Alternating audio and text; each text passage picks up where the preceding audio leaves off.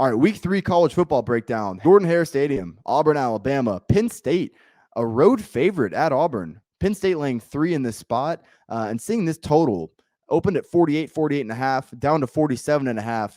Out of full disclosure, I played this under 47.5 as a best bet.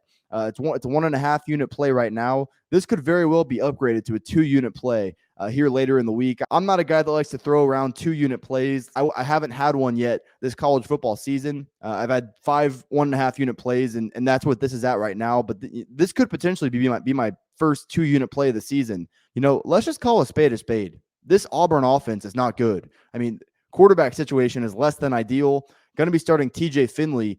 TJ Finley is another data point on a long list of guys who are highly sought after for their big arm and their potential. But the reality of it is TJ Finley's not a good football player. I mean, he's well below 60% throughout his career, more like 56%, right around 7 yards per attempt, and almost a 1-to-1 touchdown to interception ratio. I mean, this Auburn offense put up 24 points last week against San Jose State. And what we saw San Jose State do was sell out to stop the run, because Brian Harsin and his staff clearly have no trust in this Auburn passing game. I'm going to be fair to TJ Finley too. It's not only on him. This Auburn wide receiving core is less than ideal. I think that whole unit has really regressed from where it was at a season ago, and it wasn't a great unit a season ago. They might bring in Robbie Ashford, who's more of a dual threat type of quarterback, but this quarterback room cannot take the top off the defense. And that's especially true going up against Penn State. Their strength is their secondary. They really kind of forced Aiden O'Connell to settle for, short passes, and really kind of took away much downfield passing game for Purdue when they played them in week 1. I was very impressed with their corners and think their secondary is the strength of that defense. I'm not the biggest Manny Diaz guy in the world, but it doesn't take a rocket scientist to know that you can sell out and stop the run against Auburn. I think Tank Bigsby is a guy that would be much better off at a place where he's got a good quarterback, because good quarterback play, a good passing game is going to make his job that much easier. I do think this is going to be a competitive game, and I think the way that comes is from a major step-up performance from Auburn's defense. I know they lost Derek Mason from a year ago. I still do think this Auburn defense is going to be pretty good. They were top 15 defense in the country a year ago. I'm not saying they'll be that good, but this is not that tough of a matchup going up against Penn State. I mean, Sean Clifford is the perfect example of a quarterback that, while he may be experienced, there's probably a reason why he's been in college so long.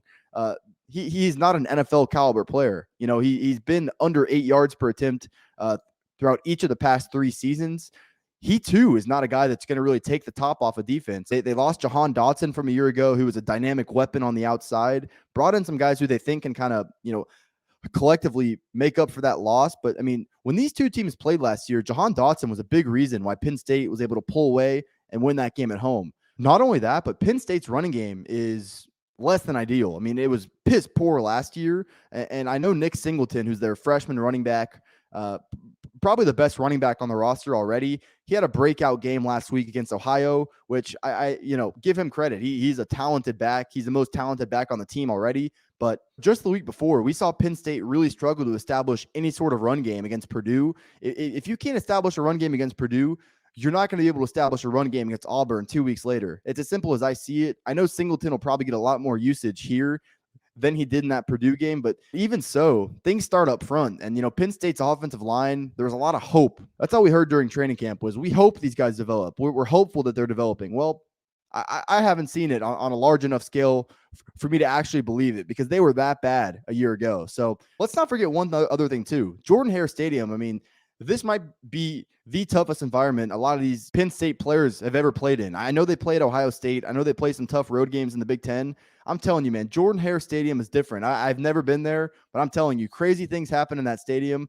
This is going to be a competitive game, and I think the way that comes is via an ugly, lower-scoring game. I think Brian Harsin is content with playing not to lose offensively and letting his defense do the dirty work. So I played this under the 47.5 for 1.5 units so far. Like I said, this has the potential to be a 2-unit play for me when I finalize my card on Thursday, and that would be my first 2-unit play of the year. So I've actually already released 4 best bets here for week 3. Gave those out this morning here on Wednesday. Plan to have the rest of my week 3 card out by Thursday.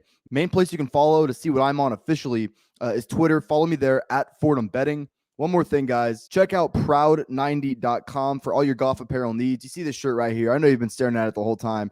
They got unique but very comfortable polos as well. They got t-shirts, hoodies, quarter zips. Browse their selection, and if you see anything you like at checkout, use code Fordham. It's going to get you 15% off your order. The rest of the information will be in the description below. Proud90.com, code Fordham. Support me, support Proud90, proud90.com. Basically anything above 45, I think, is a really, really good look here on the under in Penn State Auburn.